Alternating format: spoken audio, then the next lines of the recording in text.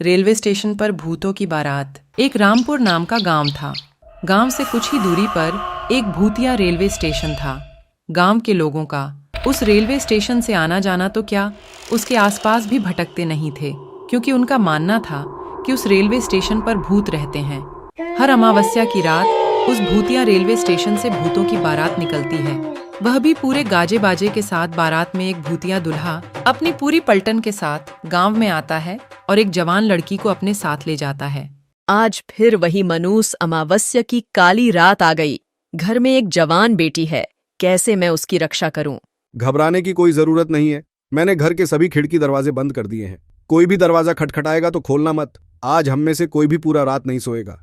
तभी दिनेश की बेटी रूबी बोलती है, पिताजी, मुझे कुछ होगा तो नहीं ना? मुझे उन भूतिया बारातियों के साथ नहीं जाना। मेरी बच्ची, तेरे माता पिता के होते हुए तुझे किसी से डरने की जरूरत नहीं है। पूरा गांव दहशत से अपने अपने घर में छिपकर बैठ जाता है। तभी गांव में ढोल और शहनाई की आवाजें आने लग जाती हैं। आवाज इस भूतिया बारात की ही थी, जो रेलवे स्टेशन से निकलकर गांव की तरफ आ रही थी। गांव वालों, दिखाई और सुनाई नहीं देता क्या? तुम लोग को तो देखो, बारात आई है। हमारा स्वागत नहीं करोगे? मेरी दुल्हन कहाँ है? कहीं दिखाई नहीं दे रही मुझे। अब भूतिया बारात गांव में आ चुकी थी। सुनीता अपनी फूल जैसी बेटी को एक कोने में छुपाकर बैठी हुई थी। तभी भूत आगे की तरफ बढ़ता है और जोर जोर से हंसने लगता है।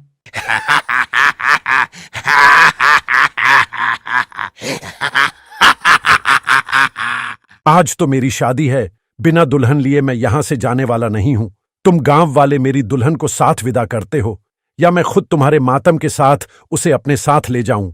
गांव में पूरा सन्नाटा था, मानो गांव में कोई इंसान ही नहीं रहता हो। तभी वह भूतिया दूल्हा दिनेश के घर में दरवाजा तोड़कर घुस जाता है। तुम्हारा दामाद आया है, स्वागत नहीं करोगे अपने दामाद का? मेरी बेटी को छोड़ दो, वो अभी बच्ची है। उसकी अभी शादी की उम्र रही है। बेशक तुम मेरी जान ले लो। मुझसे झूठ बोलता है बुढ़े। कल तू ही तो अपनी बेटी के लिए दूसरे गांव में रिश्ता देखने गया था। मुझे सब पता है, सब पता है मुझे। मेरी बेटी को हाथ लगाने की कोशिश भी मत करना। मैं उसकी माँ हूँ। मैं अपने जीते जी अपनी बेटी की शादी एक भूत से नहीं होने दूंगी। फिर क्या था, उस भूतिया दूल्हे को बहुत गुस्सा आता है और वह रूबी के माता पिता को वहीं जान से मार देता है। रूबी अपने कमरे में जैसे तैसे छुपकर बैठी थी। छोड़ो मुझे अपने माता पिता के पास जाने दे। पर वो भूत उसकी एक नहीं सुनता। वो रूबी को अपने साथ उसी भूतिया रेल स्टेशन में ले जाते हैं। अगली सुबह होते ही प्रियंका और उसके परिवार के सांस में सांस आती है। कल तो हमारी बच्ची बाल बाल बच गई, पर जो रूबी के परिवार के साथ हुआ वह बहुत बुरा हुआ। ऐसा नहीं होना चाहिए था। पर हम कब तक अपनी बेटी की रक्षा करते रहेंगे? एक ना एक दिन तो वो भूत हमारी बेटी को भी उठाकर ले जाएगा। उस रात के बाद पूरे गांव में डर का खौफ छाया हुआ था। हर जगह मातम बिखरा हुआ था। गांव वाले मिलकर रूबी के माता पिता का अंतिम संस्कार कर देते हैं, लेकिन पूरे गांव वालों की जुबान पर बस भूतिया बारात की ही बातें थीं। अरे गांव वालों, ये सब कब तक चलेगा? वे भूत बेधड़क आते हैं और हमारी आंखों के सामने हमारी बेटियों को उठाकर चले जाते हैं, और हम बेबस, लाचार बस देखते रह जाते हैं। दिनेश की बेटी रूबी हमारी भी तो बेटी थी ना?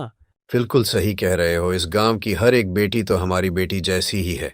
उन सब की रक्षा करना हम सबका फर्ज है। हम सब गांव वाले मिलकर उस भूत का सामना करेंगे। तुम चिंता मत करना। वह तो सब सही है भाई, लेकिन हम कब तक अपनी बेटियों को कंवारा रखेंगे?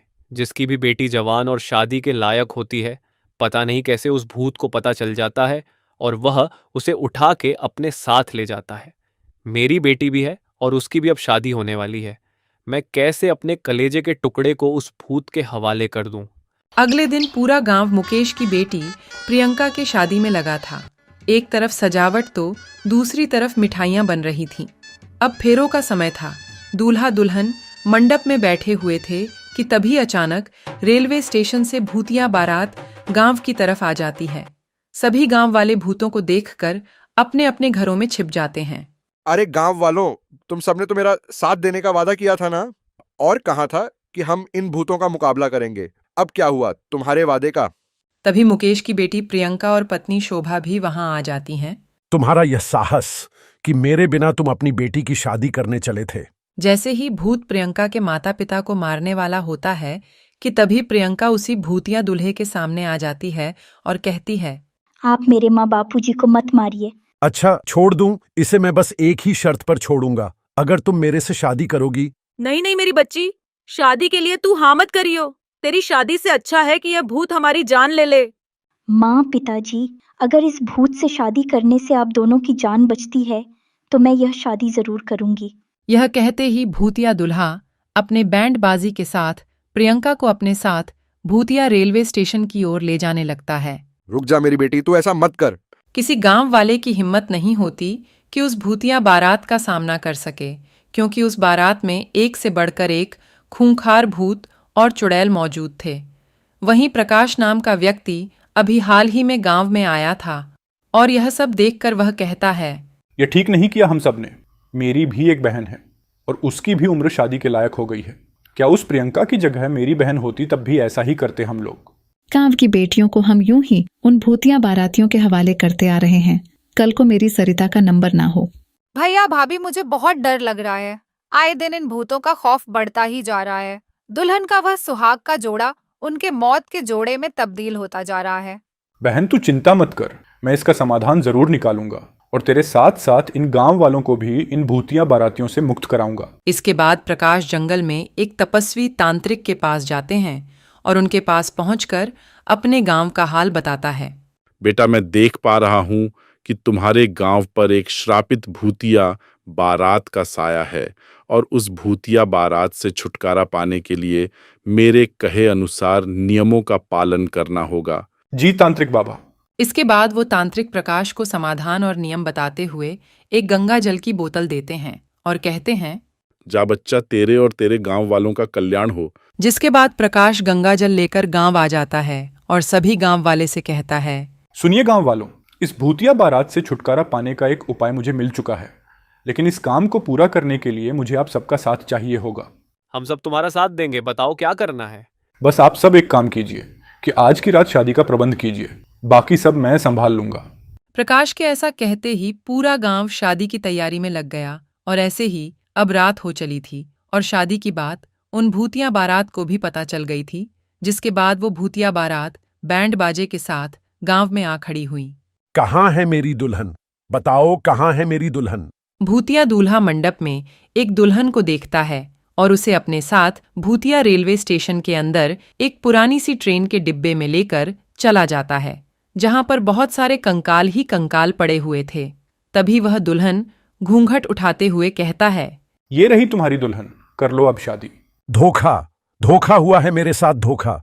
मैं तुम्हें नहीं छोड़ूंगा। भूत के ऐसा कहते ही प्रकाश अपने हाथों में छुपाए हुए गंगा जल को उस ट्रेन में पड़े कंकाल के ऊपर छिड़क देता है और बाहर निकल जाता है, जिसके बाद उस पूरी ट्रेन में आग लग जाती है और वह भूतिया बारात उस आग में भस्म हो जाती है। अशोक के इस काम से अब गांव में बेटियों की शादी अच्छे से होने लगती है और सब कुछ ठीक हो जाता है।